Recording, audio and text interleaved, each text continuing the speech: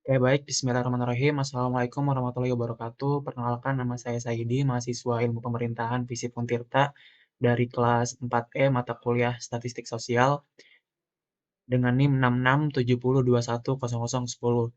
Di sini saya akan mencoba menjelaskan bagaimana cara pengolahan data menggunakan aplikasi atau program SPSS, di mana aplikasi yang saya gunakan itu merupakan SPSS versi 26. Baiklah, langsung saja. Pertama kita langsung masuk dulu ke aplikasinya. Nah, sebelum kita melakukan pengolahan data, kita harus mempersiapkan data hasil kuesioner terlebih dahulu, seperti ini. Datanya itu harus sudah berbentuk angka dari skala skala Likert, di mana data yang saya gunakan ini merupakan data hasil kuesioner dengan menggunakan dua variabel, yaitu variabel X atau variabel metode SCL, Student Centered Learning, dan juga variabel Y, yaitu variabel metode variabel motivasi belajar. Jadi ada dua variabel di sini. Nah, yang pertama saya akan mencoba mendeskripsikan datanya terlebih dahulu. Caranya itu bagaimana? Caranya cukup mudah. Kita pertama klik analyze, terus juga masuk ke deskriptif statistik, terus frekuensi. Nah, karena ini ada dua variabel, jadi caranya untuk mendeskripsikan data ini kita harus masukkan satu-satu variabelnya. Pertama kita masukkan yang X terlebih dahulu. Terus juga kita masuk ke statistik, kurang lebih settingannya seperti ini. Kita checklist mean, median, modus, sum, standard deviation semuanya kecuali ini. Eee, Lalu kita klik continue, terus kita oke. Nah, nanti akan muncul hasilnya seperti ini, di mana dari data X ini diketahui bahwa nilai, rata-ratanya itu sekitar 12, bukan sekitar, tapi emang, apa, angka pastinya itu 12,27. Terus nilai, mediannya atau nilai tengahnya itu 13, nilai modusnya atau nilai yang sering munculnya 16, sampai ke bawahnya. Data ini bisa, dijadikan data untuk, deskripsi gitu di, pembahasan awal. Nah, terus bagaimana kalau misalkan mau deskripsi data yang Y? Sama aja kayak tadi caranya, klik analyze, deskriptif statistik, frekuensi, yang X-nya kita kembalikan dulu, lalu kita masukkan yang Y. Jangan lupa ya, ini kita masukkannya yang, totalnya gitu.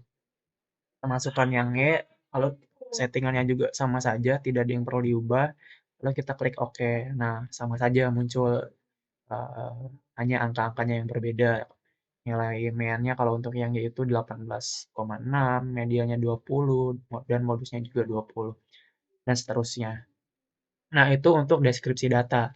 Nah, selanjutnya adalah, selain bisa deskripsi data dalam aplikasi SPSS ini, kita juga bisa, melakukan uji validitas, di mana uji validitas ini perlu dan harus dilakukan guna menguji seberapa valid kuesioner yang kita buat, seberapa akurat kuesioner yang kita buat untuk dijadikan sebagai eee, tolak ukur dari, variabel penelitian gitu. Kalau misalkan kuesionernya nggak valid, dia bagaimana mau dijadikan tolak ukur gitu kan. Jadi untuk menguji atau mengukur kevalidan kuesioner kita, caranya yaitu dengan melakukan uji validitas. Nah, bagaimana caranya? Pertama kita masuk ke analyze lagi, terus kita ke correlate, terus ke bivariate.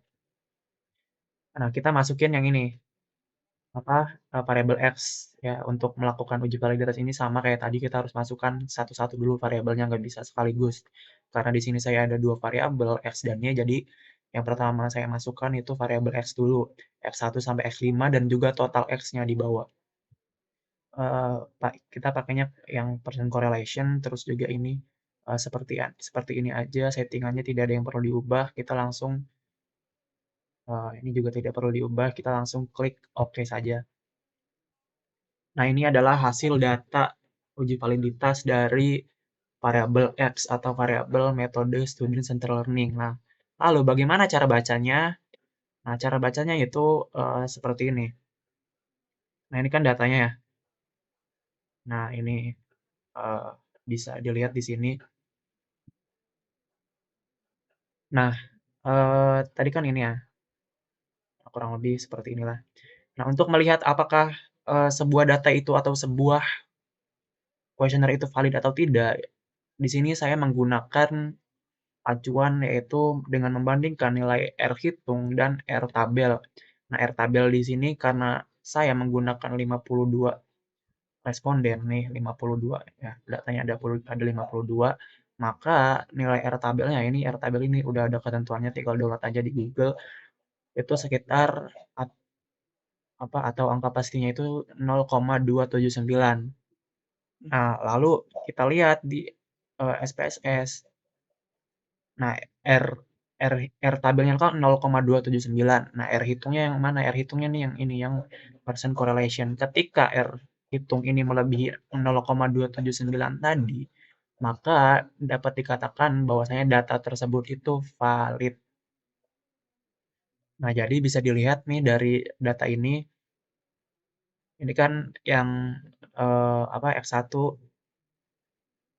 0,797, X2 0,871, X3 0,885, sampai X5 itu 0,924. Nah, ini semuanya data R hitungnya ini sudah lebih dari 0,279. Artinya dari kelima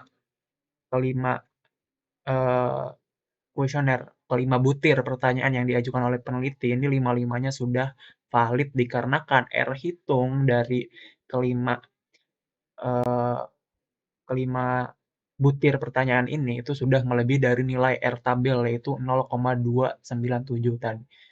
Nah, begitu.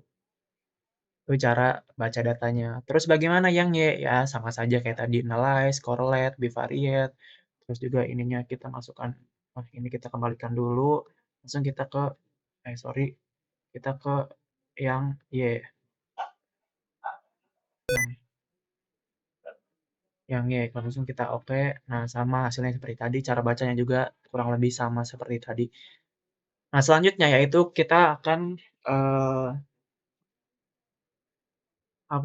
menguji atau mencari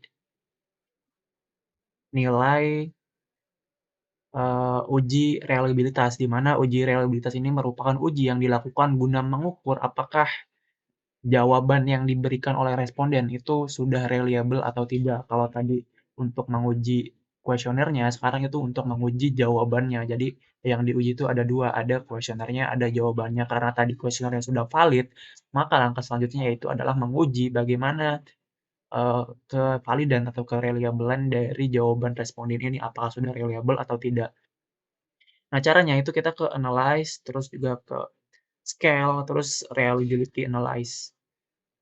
Nah, kalau tadi uji validitas itu kita masukin semua sampai totalnya, kalau uji reliabilitas itu cukup butir pertanyaan saja. Ini saya masukkan X1 sampai X5, kita klik oke. Nah, yang kita pakai adalah ini. Nah, suatu data itu akan dikatakan reliable jika nilai Cronbach's alpha-nya ini lebih dari 0,60. Nah, dikarenakan nilai Cronbach's alpha saya ini sudah lebih dari 0,60, yaitu 0,927, maka data dari variabel X atau variabel metode student center learning itu sudah reliable. Nah, selanjutnya kita mau mengecek atau melihat bagaimana reliabilitas dari variabel Y.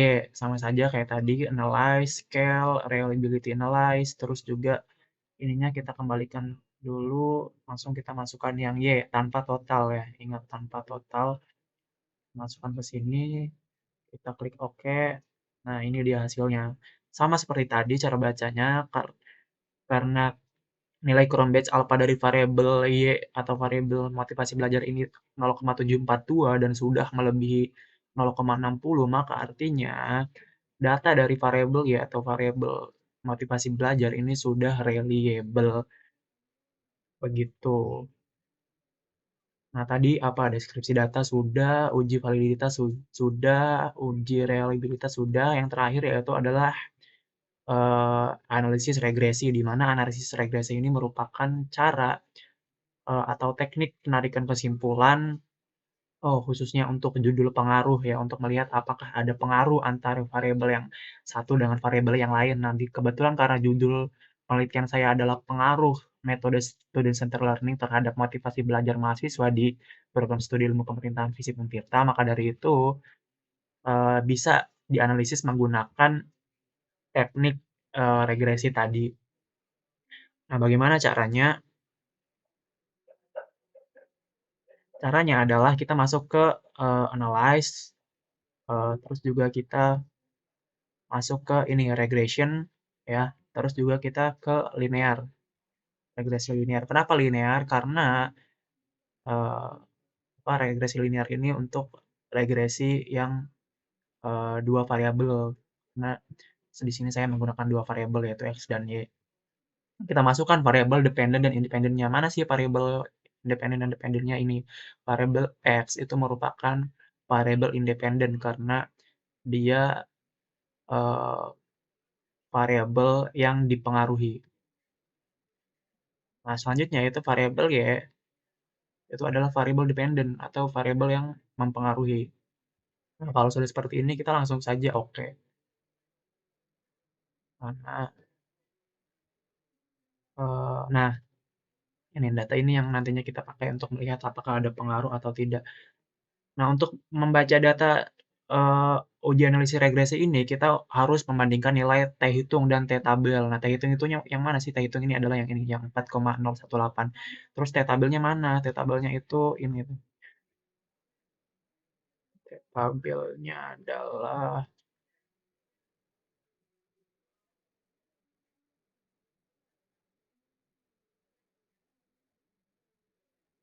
nah ini. Nah, T-tabel karena saya menggunakan, nah ini T-tabelnya, yang 2,01. Nah, suatu data atau suatu, eee hasil analisis regresi ini akan dikatakan berpengaruh ketika nilai T hitungnya ini lebih dari T tabel. Tadi kan T tabelnya itu sekitar 2 ya, dan T hitung di sini itu yang saya dapetin yaitu 4,0. Artinya, di sini dapat diambil kesimpulan dikarenakan T hitung sudah melebihi nilai T tabel, maka dapat diambil kesimpulan bahwa HA diterima dan H0 ditolak, yang artinya ada pengaruh antara metode student centered learning terhadap motivasi belajar mahasiswa di program studi ilmu pemerintahan FISIP Untirta. Nah, untuk melihat berapa besar pengaruhnya, kita melihat melihat model summary. Nah, untuk melihat itu kita harus, melihat nilai R square-nya ini, karena nilai R square-nya ini 0,244, artinya besarnya pengaruh itu. Tadi kan apa, diambil kesimpulan ada pengaruh. Nah, berapa sih besar pengaruhnya? Yaitu sekitar 24,4%. Sedangkan sisanya berapa tuh? 76, sorry, 75,6% itu dipengaruhi oleh variabel lain yang tidak diteliti dalam penelitian ini. Jadi seperti itu. Mungkin, cukup penjelasan dari saya mengenai analisis atau pengolahan data menggunakan program SPSS. Terima kasih. Wassalamualaikum warahmatullahi wabarakatuh.